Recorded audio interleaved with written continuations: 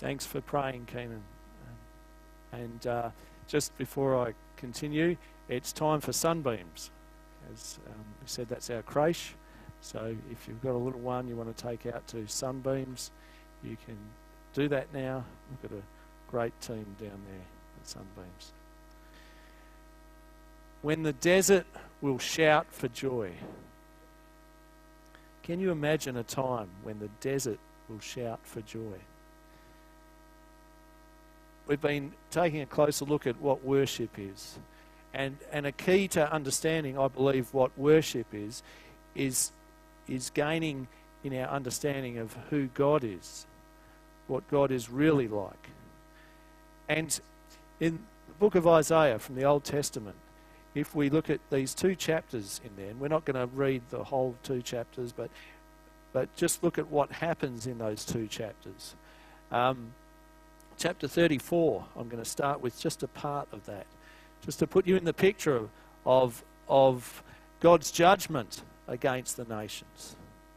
God is love, yes he is, but we've got to remember who God is in completion. And in Isaiah 34, magnificent book of Isaiah,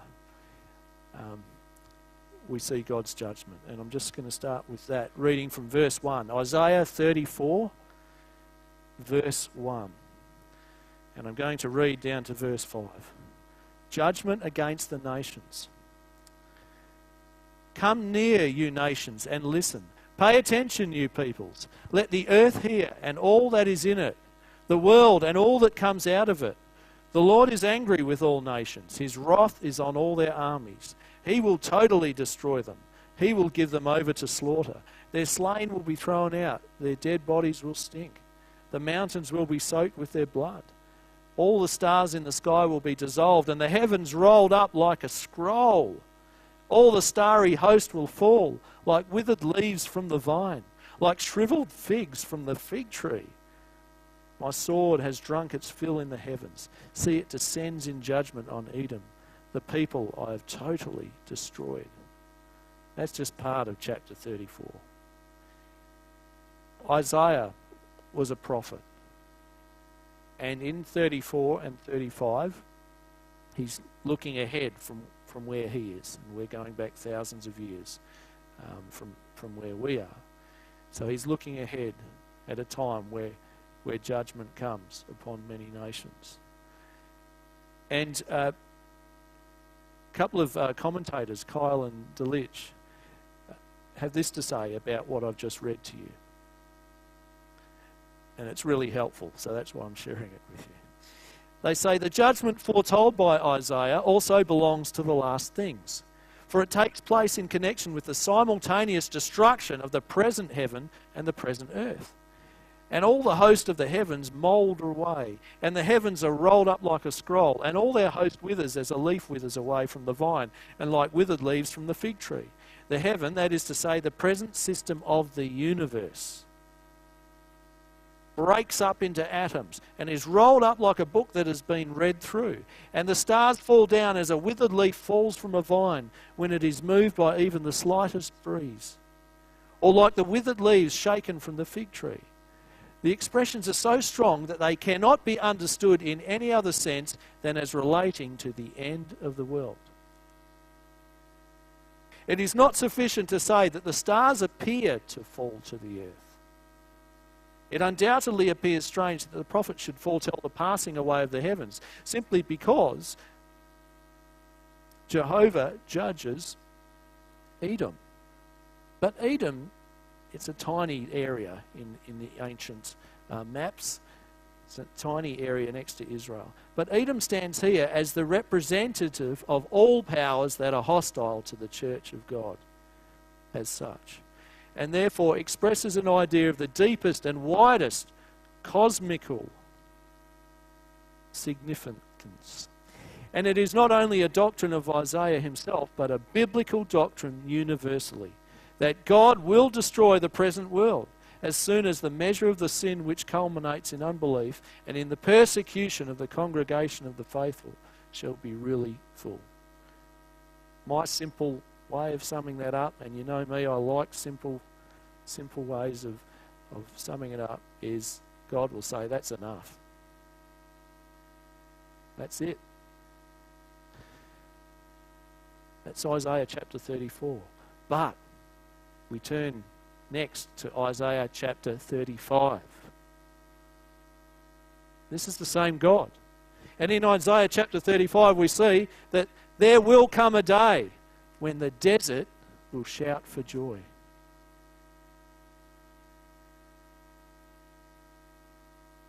Chatting to our daughter last night, and she said, "Oh, what's your sermon on, Dad?" And I said, "Leah, it's on Isaiah 35, when the desert will shout for joy." And she goes, "That's good for Kalgoorlie, Dad. That's good." As we've often told you, she's a Kalgoorlie chick. She was born in Kalgoorlie Hospital. So my daughters encouraged me. That's good. Isaiah 35, the joy of the redeemed. Read with me from verse 1. And we're going to read all of this chapter. I like all of this chapter. The desert and the parched land will be glad. The wilderness will rejoice and blossom. Like the crocus, it will burst into bloom. It will rejoice greatly and shout for joy. The glory of Lebanon will be given to it, the splendor of Carmel and Sharon. They will see the glory of the Lord, the splendor of our God. Strengthen the feeble hands. Steady the knees that give way. Say to those with fearful hearts, be strong, do not fear. Your God will come. He will come with vengeance, with divine retribution. He will come to save you. Then will the eyes of the blind be opened, and the ears of the deaf unstopped. Then will the lame leap like a deer, and the mute tongue shout for joy. Water will gush forth in the wilderness, and streams in the desert. The burning sand will become a pool, the thirsty ground bubbling springs. In the haunts where jackals once lay, grass and reeds and papyrus will grow, and a highway will be there. It will be called the way of holiness. It will be for those who walk on that way. The unclean will not journey on it. Wicked fools will not go about on it. No lion will be there, nor any ravenous beast. They will not be found there, but only the redeemed will walk there. And those the Lord has rescued will return. They will enter Zion with singing. Everlasting joy will crown their heads. Gladness and joy will overtake them, and sorrow and sighing will flee away. Can I get a hallelujah for that? Yes. When the desert will shout for joy. There's going to be hallelujahs coming from the desert. Imagine some of those mullock heaps, Charles. Hallelujah coming from the mullock heaps. When the desert will shout for joy. Many skeptics doubt that Isaiah, the prophet of God, is writing about a future reality. They say that Isaiah isn't really speaking for God, that he's just full of hype, that this is just a wonderful poetic picture of an impossible dream. The doubters cry, did Isaiah really believe that the wilderness would burst into bloom? Rob, that first, yes, okay, there's the wilderness. And Rob, if you could bring us the next photo, thanks. There it is, one crocus. So you got the wilderness, and then, wow, one crocus in the wilderness. But then, the next one, Rob, they're all over. The desert blooms. The desert blooms. And then, there it is, verse 1. Isaiah 35, verse 1. The wilderness and the dry land shall be glad. The desert shall rejoice and blossom. Like the crocus, it shall blossom abundantly and rejoice with joy and singing. It's funny, crocus isn't a very pretty name, is it? Crocus. But it's a beautiful flower. The doubters cry, did Isaiah really believe that feeble hands would be made strong and the eyes of the blind would be opened? Really? The doubters cry, did Isaiah really believe that the ears of the deaf would be unstopped, the lame would leap like a deer, and the mute tongue would shout for joy? The doubters cry, did Isaiah really believe that water would gush forth in the wilderness and streams in the desert? The doubters cry, did Isaiah really believe that the burning sand would become a pool and the thirsty ground bubbling springs? But with all due respect, I disagree with those critics entirely. The God I know fulfills his promises. The God I know is the creator of the universe we are part of right now. And he is also the creator of the new heaven and new earth that is to come. He will deliver on what he has promised. You know, I know I've said this many times. 20 years ago, we were down there in Coolgardie, and we remember Rolls Lagoon. Rolls Lagoon was great. But as far as I remember, 20 years ago, that was the only bit of water before Esperance. And so we went back to Perth, not because there wasn't much water, but we just went back to Perth. And during those years down in Perth, I got hooked on kayaking. Love kayaking. And we got the Swan River and the Canning River down there, and we had a great time kayaking, paddling around there. And then God called us out here to Kalgoorlie. So I'm thinking, oh, we won't need the kayaks. We won't need them. That's stupid. I'm not bringing the kayaks up. And I think it was the first day we were here. Someone said, "Oh, yeah, you should go out to Lake Douglas." I'm going, "What? Lake what? Lake Douglas? There's a lake out there." Yeah, 10 k's out of. Oh yeah, and then you should go to King of the West Lake. And then you should go to this lake, that lake, the other. We were just down in Coolgardie. We weren't aware there was this much water back then. And apparently, I'm no scientist, but apparently when the cyclones come, they can drop an enormous amount of water. So suddenly you've got a lake where there was just a bit of dirt. God shows us these glimpses of what is coming. Just little glimpses. Isn't it wonderful? This isn't the end of what he's promised, but just says, here you go, here's a little preview. Back in November 2014, we had a prayer walk at Goldfields Baptist College. It was a Saturday morning, and I love the prayer walks at Goldfields Baptist College. We've seen God answer those prayers in many powerful ways. And there's that vacant block just near GBC, and I was walking around there, and this verse came to me. Isaiah 44, 3-4. Isaiah chapter 44, verse 3-4.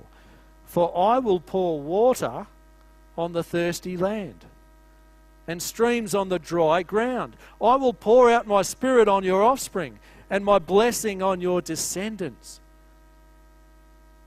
They will spring up like grass in a meadow, like poplar trees by flowing streams.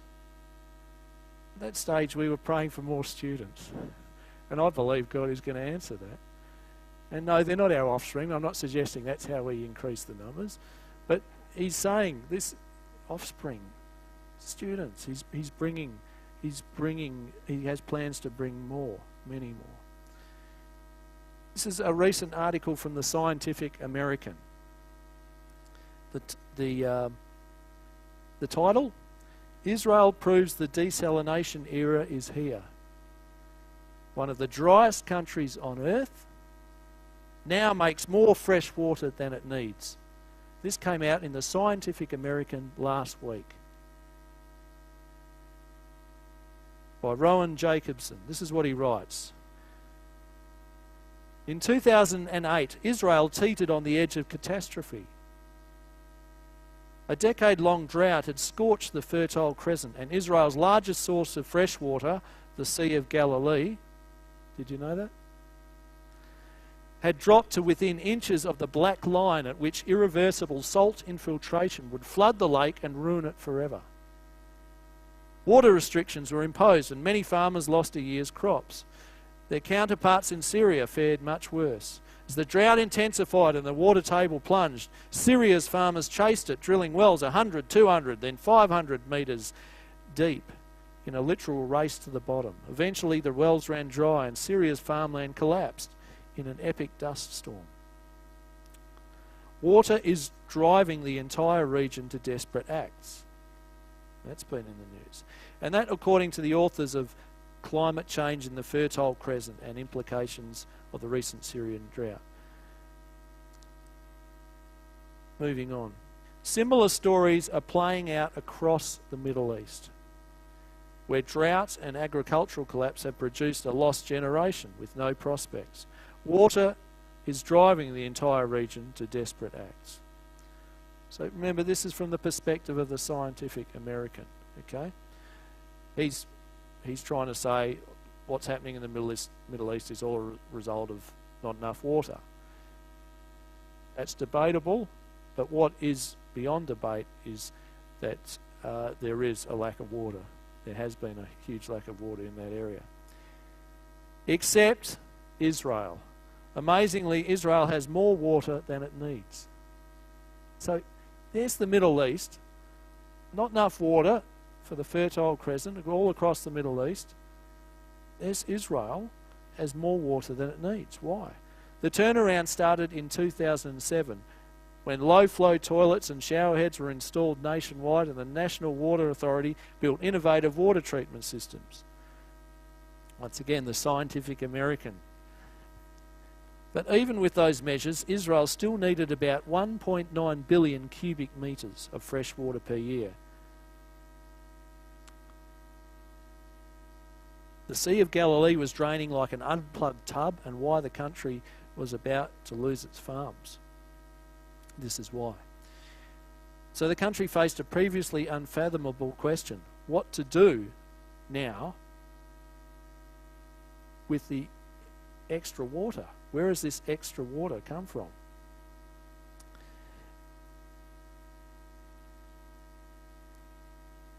Enter desalination. The Ashkelon plant in 2005 provided 127 million cubic metres of water. The Sea of Galilee is fuller. Israel's farms are thriving and the country faces a previously unfathomable question: what to do now with this extra water? Okay. The point of the article is that somehow, where there was desert, there's now water. Streams are flowing. Streams are flowing in the desert.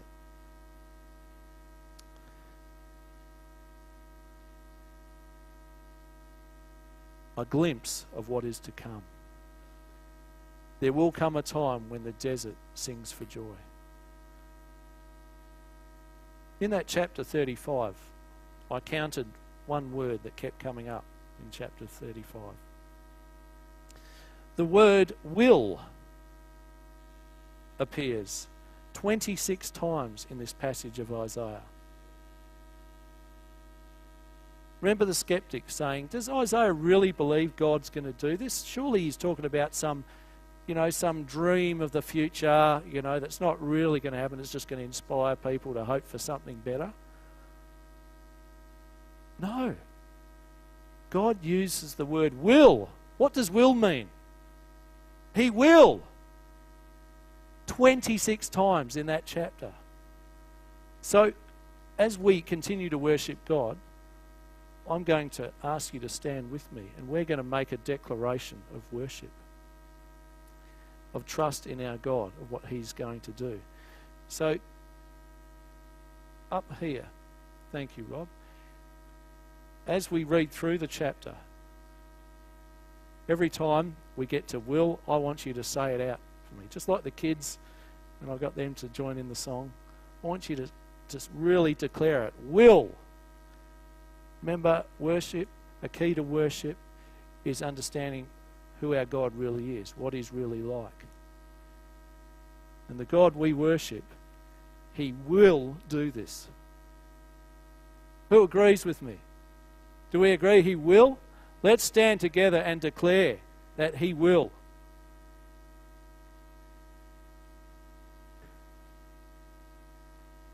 Isaiah 35, the joy of the redeemed. The desert and the parched land be glad. The wilderness rejoice and blossom. Like the crocus, it burst into bloom. It rejoice greatly and shout for joy. The glory of Lebanon be given to it. The splendor of Carmel and Sharon, they see the glory of the Lord, the splendor of our God. Strengthen the feeble hands. Steady the knees that give way. Say to those with fearful hearts, be strong, do not fear. Your God, He come with vengeance. With divine retribution, He come to save you. Then the eyes of the blind be opened and the ears of the deaf unstopped. Then the lame leap like a deer and the mute tongue shout for joy. Water gush forth in the wilderness and streams in the desert. The burning sand become a pool. The thirsty ground bubbling springs. In the haunts where jackals once lay, grass and reeds and papyrus grow. And a highway, it be called the way of holiness. It be for those who walk on that way. The unclean, not journey on it. Wicked fools, not go about on it. No lion be there, nor any ravenous beast. They not be found there, but only the redeemed walk there. And those the Lord has rescued return. They enter Zion with singing. Everlasting joy crown their heads. Gladness and joy will overtake them. So thank you. And sorrow and sighing flee away. Give God a clap. He will do it. Please take a seat. Thank you for humouring me in something that is a very serious declaration.